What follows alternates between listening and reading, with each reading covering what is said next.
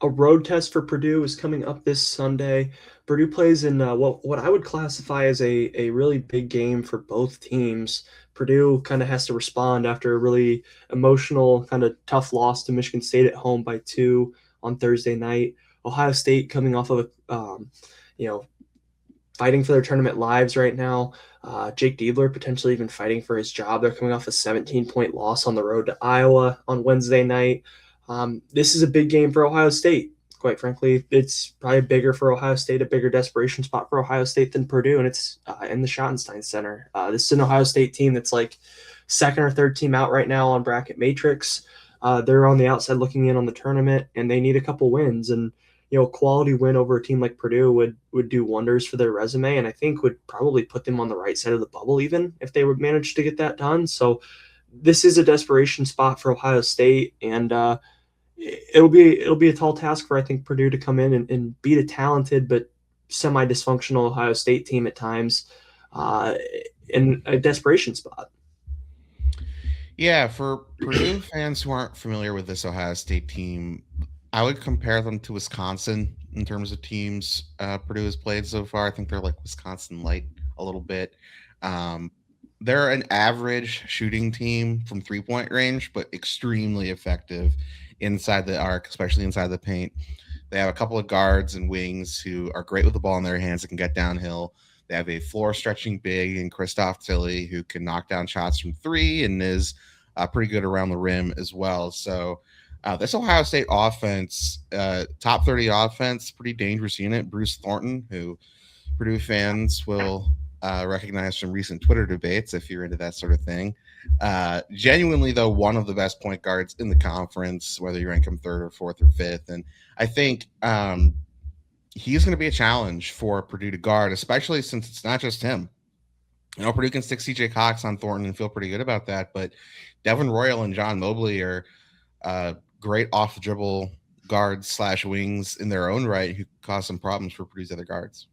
Yeah, I mean, I think luckily compared to Wisconsin, this Ohio State team's two ball handlers are both 6'2", not 6'5", thankfully. I think Blackwell and Boyd pose some interesting challenges with their size, but that's why I wanted to focus on Devin Royal. I think just on paper, he's the toughest matchup personnel wise. I think for Purdue, just off the fact they play him at the three, he's really big and physical. He can handle the ball a little bit. He's kind of like I don't even know how to describe him, but he's almost like a small ball four, that plays inside out. He's a little bit Diet TKR like, but a little bit better athlete, and he plays on the perimeter a little more, plays the three for them. So that's a guy that's gonna be matched up with Fletcher Lawyer to start the game, and kind of that's a big ask for Fletch to keep him out of the paint and keep him off the glass. And I think Fletch is probably going to need help from some of the other bigs because, I think this is a matchup that Clough can really have a lot of success against Tilly because you mentioned Tilly's ability to space the floor. Kinda. That's when Tilly decides he wants to be good. There are times where Tilly's been unplayable this year. He's kind of soft around the rim. He's the one guy on this Ohio State team I think you can really take advantage of on the inside. Unlike any of the guards or the wings who are all big physical athletes. Yeah, we can talk about the Ohio State defense a little bit differently. I was mostly talking about their offense there. Tilly is a skilled offensive player, but you are correct. On defense, not so much. Real quick before we jump over to the defense, we should probably mention Bruce Thornton a little bit more. He is Ohio State's best player. On paper, Devin Royal is the matchup problem for Purdue, like you said, and John Mobley is a 40% 3-point shooter with the ball on the deck and get to the rim. But Thornton is averaging 20 points, 5 rebounds, 4 assists, and a steal per game, shooting 54% from the field and 38% from three. He's legitimately an all Big Ten caliber guard, and it's extremely unfortunate that Ohio State is shaping up to miss the tournament again because he deserves to have a chance at a March run. He's that sort of guard who could have, taken an 11 seed Ohio State team to a couple of upsets in a Sweet 16 appearance. But transitioning to the Ohio State defense. This is not a very good Ohio State defense. They're outside the top 60 on KenPom. They don't force a lot of turnovers. They're really, really bad around the rim. They don't block anything. And they give up a pretty good shooting percentage, especially inside the arc pretty good at denying 3-point attempts. But to your point, this could be a big Clough game. This could be a good Trey Kaufman run game. Both of those guys should have advantageous matchups in the front court, at least on the other end of the floor. And Ohio State's one of the worst rim protecting 2-point defenses in the Big Ten. They're very good at running teams off the 3-point line and preventing shots and contesting those shots. This might not be a big flesh game. This might not be a big Jack Benner game, but Purdue should have an advantage in the paint, and I'd expect them to really go after and target that matchup. Yeah, I mean, for any Purdue fans that watched the Ohio State Michigan State game about a week ago, like I did, that game was not close because Michigan State struggled inside. Michigan State's front court got whatever they wanted at the rim, and Michigan State's guards also got whatever they wanted at the rim, which led to a zone being implemented, which that's what led to Michigan State's offensive problems. And I don't think Purdue will have those same offensive problems against the zone. But my larger point was we saw Michigan State a week ago just kind of take advantage of this Ohio State team at the rim, and guys like Carson Cooper and Jackson Kohler and guys that I think we would put caliber wise similar or worse than Trey Kaufman, Ren, and Oscar Clough, on when talking about post offense, had their way with this front court. So I kind of think that Trey Kaufman, Ren, and Oscar Clough can, kind of bully their way around the rim and move bodies around and also dominate on the glass. This is not a great rebounding Ohio State team. They're okay on the offensive glass, but they're sub 200 on KenPom and defensive rebounding percentage. This could be a game that like Clough and TKR and Purdue is able to snag 15 offensive rebounds and really kind of swing the possession battle in this game because neither team is really going to turn the other over, I don't think. Yeah, this should be a pretty free-flowing offensive game, I would expect. Neither team forces a lot of pressure or a lot of turnovers or honestly even fouls all that much. So I expect both offenses to be comfortable. But Ohio State's offense is going to have to come from their guards. And to that point, we've criticized Purdue's rim protection and ability to keep guards out of the paint on this show recently. That's going to be the key for Purdue's defense in this game. Like I said, Ohio State is an average 3-point shooting team. They're not bad by any means. And if you let, Mobley and Thornton start teeing off from 3, you could be in trouble. But all of those guys and Tilly and honestly, even their role players want to get downhill and they want to get to the rim. And that's where Purdue's had the most trouble lately. And then on the other end of the floor, it's kind of the same thing. Ohio State can't keep teams out of the paint and they can't keep teams away from the rim. And that's exactly what Purdue wants to do. They want to play inside out. They want to get the ball to their bigs and then kick it back out to their shooters if the double comes or if there's an open opportunity. So we'll see how Ohio State chooses to defend Trey Kaufman, Ren. If they let him go one-on-one with, Amari Bynum, that's just going to be food all night long. Yeah, I tend to agree with you. I think another storyline in this game is Ohio State head coach Jake Diebler is, I believe, 2-1 in his career against Matt Painter and Purdue. And he's on the hot seat right now, I would say. I think it's safe to say he's kind of fighting for his job right now. And do you think this is like a big desperation spot for Ohio State in this one? I kind of am looking at this like the spot favors Ohio State here. I believe Diebler is 2-0 against Purdue and Matt Painter. Is he 2-0? He might be 2-0. He's 2-0. He took over, so getting Dieblered, as the kids call it, famously in his first game as the interim head coach back in Edie's senior year. They beat Purdue. One of Purdue's only Big Ten losses that year was on the road, like a 3-point loss to Ohio State team that had just fired their head coach. Zed Keed.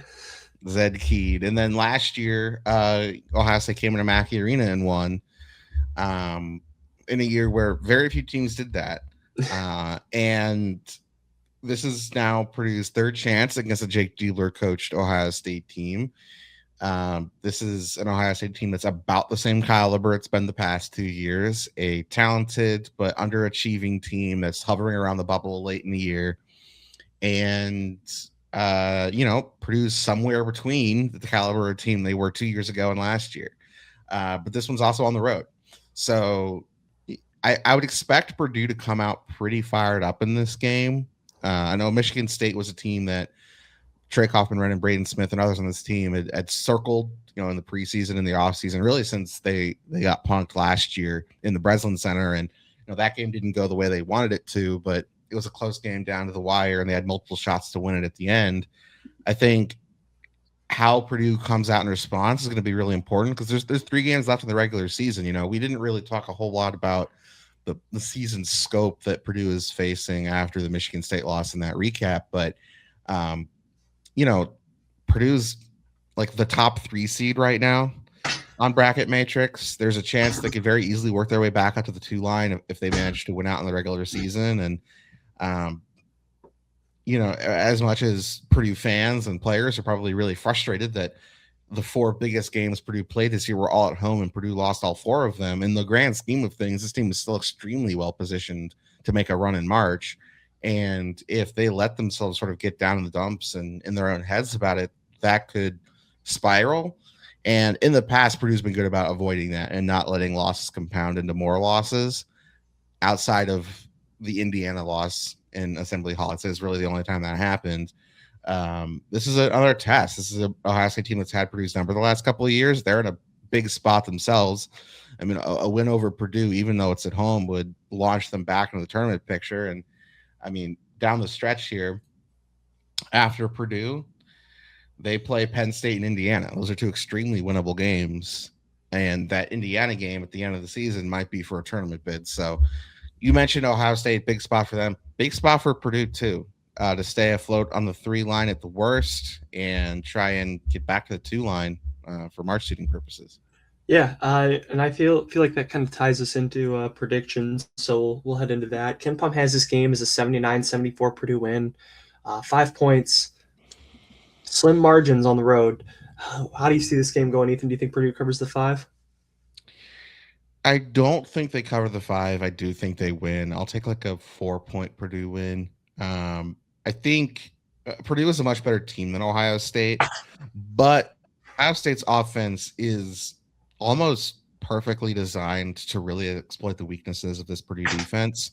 The only thing they don't do well enough, I think, to really hang with Purdue is rebound. Purdue should have a massive advantage in the boards. I'd expect them to be able to clean up any misses with a defensive rebound and stymie Ohio State's offense a little bit. An Ohio State offense that can go cold for stretches. We saw that they got to a massive early lead at Iowa last week and then couldn't score for like 10 minutes. And, that let Iowa really separate in that game. I think Purdue should get whatever they want on offense. This could be a very high scoring game, even if it's a low possession game. We didn't really talk about the pace in this one. Ohio State plays much, much faster than Purdue does, but they're still pretty slow overall. So I would expect this to be a pretty low possession game. But I expect Purdue's offense to be extremely efficient in that. So give me Purdue I'll say 81-77. I'll say it's pretty high scoring, even though it'll be a low possession game. Both offenses look pretty good. Yeah, I'm kind of with you. I think this game is pretty close for most of the game. I also think both offenses are going to kind of have their way. So I think the point total is going to be a little higher than kind of Tom's projecting. But I think ultimately Purdue's going to kind of hold Ohio State at arm's length for most of this game and, play most of this game from up 2 possessions-ish. And, you play the whole game up 5 and you don't feel like you're dominating or you're pulling away or anything, but you don't feel like you're super in danger or anything like that. And I think that's kind of how this game is going to feel for Purdue.